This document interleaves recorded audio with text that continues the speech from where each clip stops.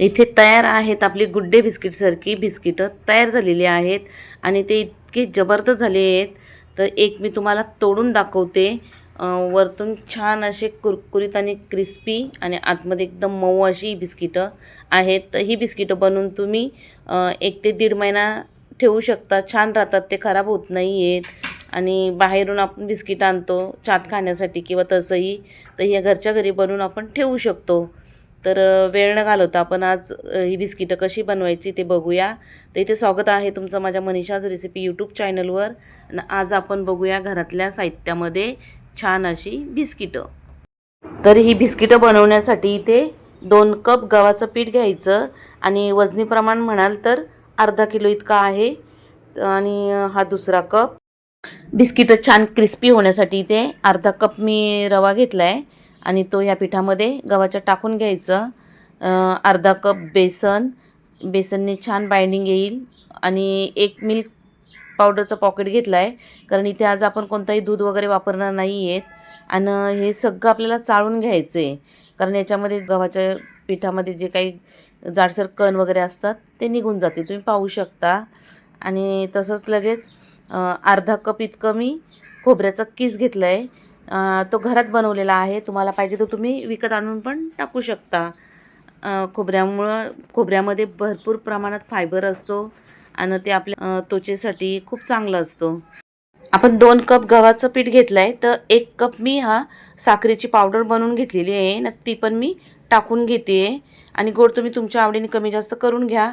1 चमचा वेलची पूडने छान सुगंध येईल. आणि 1 चिमटी इतकं थोडंसं मीठ टाकून घ्यायचं, कारण गोड पदार्थामध्ये मीठ टाकलं का त्या पदार्थाची चव दुप्पट होते. पाव कप इतका मी तूप घेतलेला आहे आणि तो मेल्ट नाही केलेला. जर तुम्ही मेल्ट करून घेणार असाल तर थोडा जास्त घ्या. आणि सगळ्यात महत्त्वाचा सिक्रेट टिप्स म्हणजे अर्धा कप दही. तर तुम्ही हा पदार्थ दही टाकून बनवला का इतका जबरदस्त होतो. तर हे सगळं आपल्याला आता व्यवस्थित आधी चमच्याने आपण मिक्स करून घेऊया. लगेच आपल्याला याच्यात पाणी वगैरे टाकायचं नाही आहे आणि इथे काही मी दुधाचा वापर करणार नाही आहे. तर पहिला तूप आणि हे दही या पिठाला सगळं मिक्स करून घ्यायचं. आणि 1 चमचा भरीत कमी बडीशोप घेतलेली आहे, ती आपण खलबत्त्यामध्ये थोडी टेचून घेणार आहोत. टाकून घेऊया ना. आता आपण हे सगळं हाताने व्यवस्थित असं मिक्स करून घ्यायचं आहे, म्हणजे दही आणि तूप आपण ह्या पिठाला छान असं चोळून घ्यायचं. आणि ही बिस्किटं छान 1-2 महिना राहतात, खराब होत नाही. तर तुम्ही बनवून ही घरात ठेवू शकता, प्रवासामध्ये नेऊ शकता, लहान मुलांना टिफिनमध्ये देऊ शकता. आणि चहामध्ये खाण्यासाठी आपण तसंही विकत बाहेरून बिस्किटं आणतो, तर ही घरातल्या साहित्यामध्ये आपण घरच्या घरी बनवून ठेवू शकतो. अशी मूठ बनवून बघायची. जर अशी व्यवस्थित मूठ बनली म्हणजे आपण घेतलेलं साहित्य बरोबर आहे.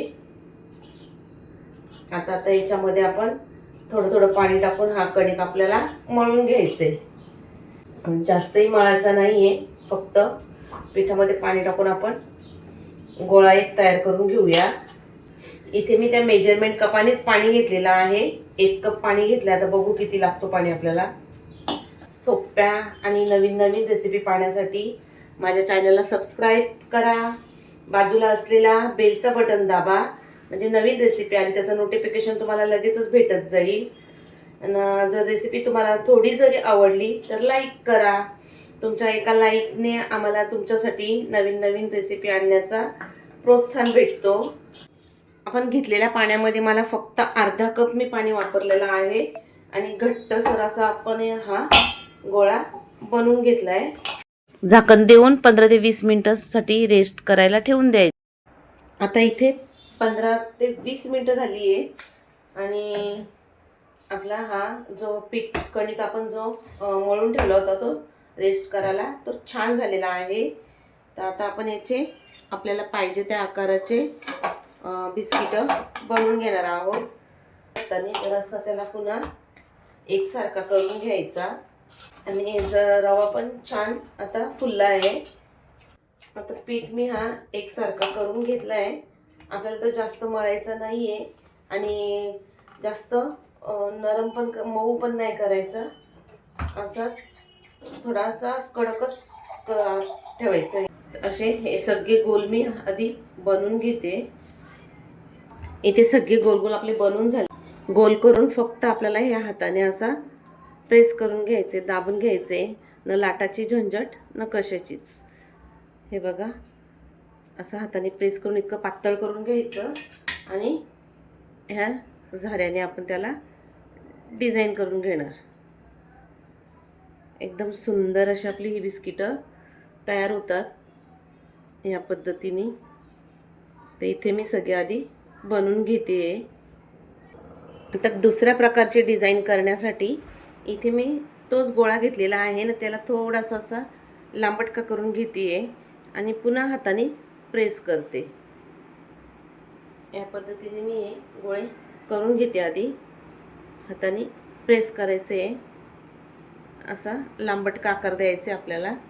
असे लांबटके करून त्यांना आपण एखादी सुरी वगैरे घेऊन या पद्धतीने आपण त्यांना डिझाईन करून घ्यायची. तर तुम्हाला आवडतील त्या पद्धतीने तुम्ही ह्या डिझाईन करून घेऊ शकता. आणि आकार पण तुम्ही स्क्वेअरमध्ये, डायमंडमध्ये जसा पाहिजे तसा आकार तुम्ही देऊ शकता यांना. या पद्धतीने मी सगळे करून घेते. आता इथे आपली सगळी बिस्किटं बनवून झालेत, तुम्ही पाहू शकता. तर आता एका साईडला मी तेल गरम करायला ठेवलं आहे, तर तळून घेऊया. आता तेल आपल्याला जास्त कडकडीत गरम करायचं नाही आहे, तर नॉर्मल करायचं आहे. आणि हे आपण सोडून घेऊया.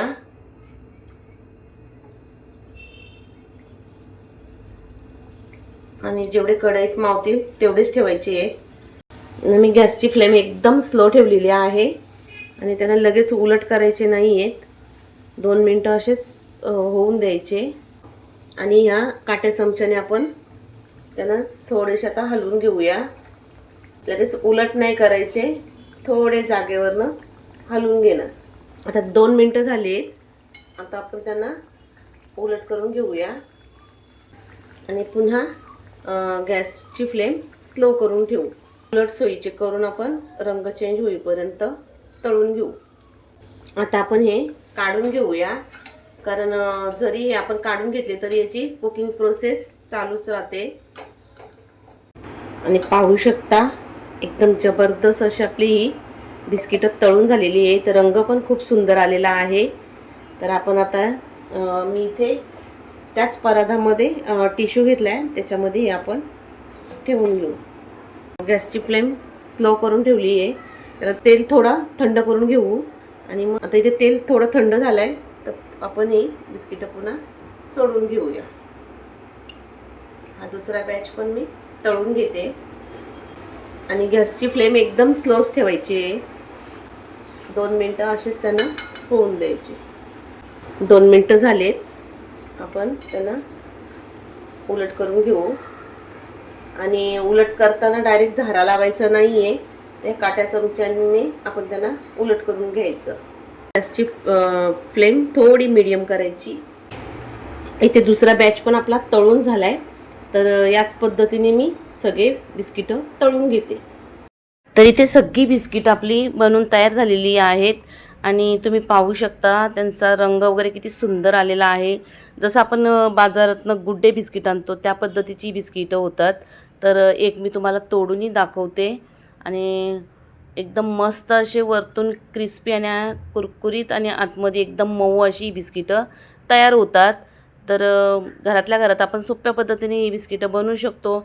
आणि बनवून आपण ही प्रवासामध्ये नेऊ शकतो. घरामध्ये आपण बनवून ठेवले तर सकाळी संध्याकाळी चहासोबत खाऊ शकतो. घरात लहान मुलं असतील तर त्यांच्यासाठी आपण ही अशी बिस्किटं बनवून ठेवू शकतो. तर आजची रेसिपी कशी वाटली कमेंट करून मला सांगा. आणि रेसिपी जर आवडली असेल तर माझ्या चॅनलला सबस्क्राईब करा. बाजूला असलेला बेलचं बटन दाबा. आवडली तर लाईक करा आणि मित्रपरिवारांमध्ये शेअर करा. तर आणि रेसिपी शेवटपर्यंत बघितल्याबद्दल तुमचं मनापासून खूप खूप धन्यवाद. तर चला पुन्हा भेटूया अशाच एखाद्या जबरदस्त आणि मस्त रेसिपीसोबत. तोपर्यंत मस्त खा आणि मस्त रहा.